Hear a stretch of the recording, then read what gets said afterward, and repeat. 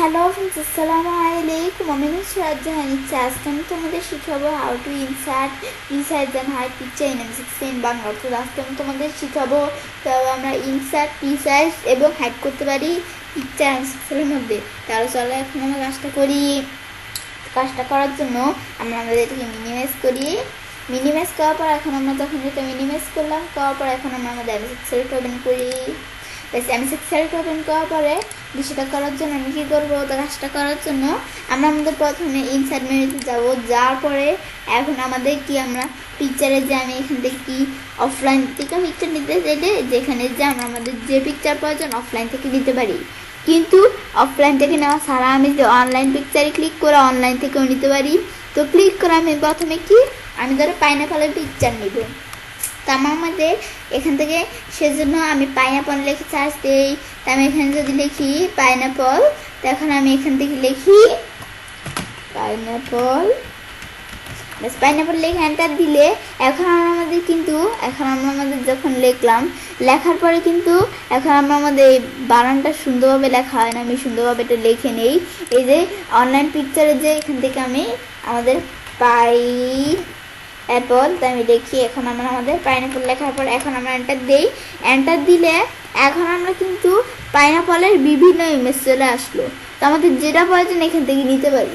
তো পাইনাপলের যে বিভিন্ন ইমেজ চলে আসলো, তো এর মধ্যে থেকে আমি কী করতে পারি, তো এর মধ্যে থেকে আমাদের ইমেজগুলো এখান থেকে আমি চাইলে এখান থেকে কী করতে পারি, বিভিন্ন ইমেজ নিয়ে ইনসার্ট করতে পারি।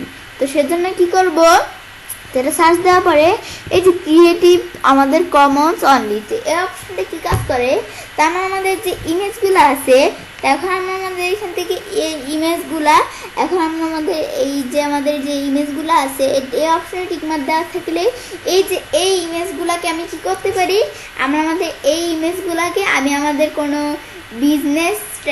বিজনেস পারপাস কাজে ব্যবহার করতে পারি। কিন্তু টিকমার্ক উঠিয়ে দিলে আমার কিন্তু এই ইমেজগুলো ছাড়াও আরও বিভিন্ন টাইপের ইমেজ চলে আসলো। কিন্তু এই যে আমার বিভিন্ন টাইপের ইমেজ যেগুলো চলে আসলো, তো এগুলো আমি এখান থেকে কিন্তু আমরা আমাদের কোনো বিজনেস পারপাস আমাদের এখান থেকে মানে আমাদের আগের যে ইমেজগুলো ছিল ওগুলা ছাড়া এখান থেকে আরও কয়েকটা ইমেজ চলে আসলো। কিন্তু এই যে ইমেজগুলো আছে এগুলো আমি যখন বিজনেস পারপাস কোনো কাজে ইউজ করতে যাব, তো তখন কিন্তু আমরা এখান থেকে ওখানে কপিরাইট ধরবে। তো আমাদের কপিরাইট ধরলে তখন আমাদের এখন আমরা কপিরাইট ধরবে। কিন্তু এখান থেকে অপশন টিকমার্ক উঠিয়ে দিলে এই কাজটা করবে। কিন্তু আমি যদি এখান থেকে অপশনটা টিকমার্ক দিলে বিজনেস পারপাস কাজে এই যে আমরা আমাদের বিজনেস পারপাস কাজে আমরা আমাদের এই যে ইমেজগুলো আছে এগুলো আমি ব্যবহার করতে পারবো। এই যে ইমেজগুলা, তো এখান থেকে কিন্তু আমাদের বিভিন্ন ইমেজ দেওয়া আছে।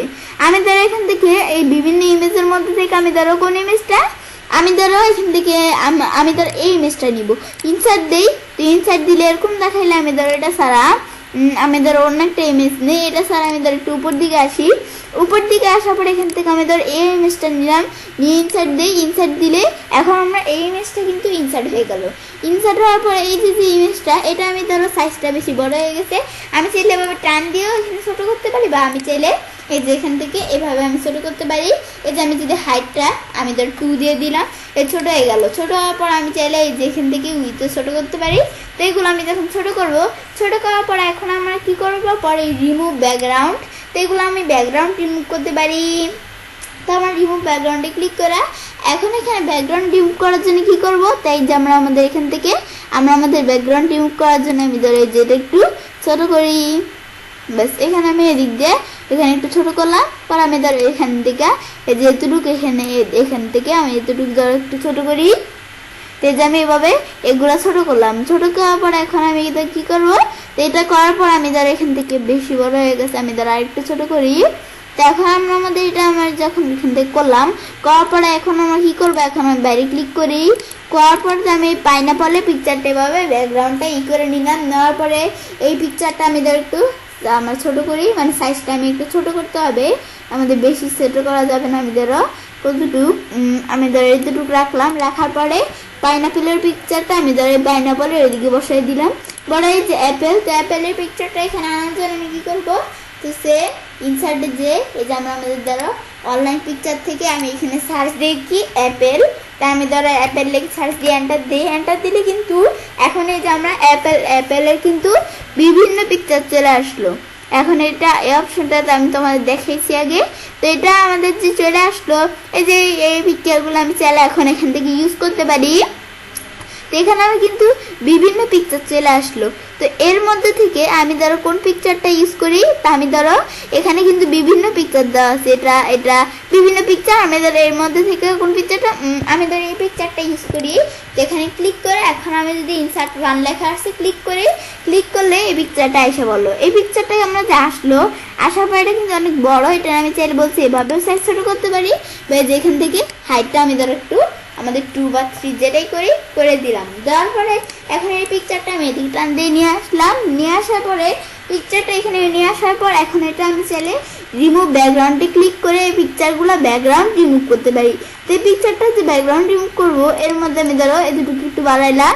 তো পিকচারে এখান থেকে এটা আমি ধরো একটু বাড়ালাম। বাড়ানোর পরে এই যে আমরা উপরে যে ব্যাকগ্রাউন্ডটা, এটা আমি ধরো একটু বাড়াই।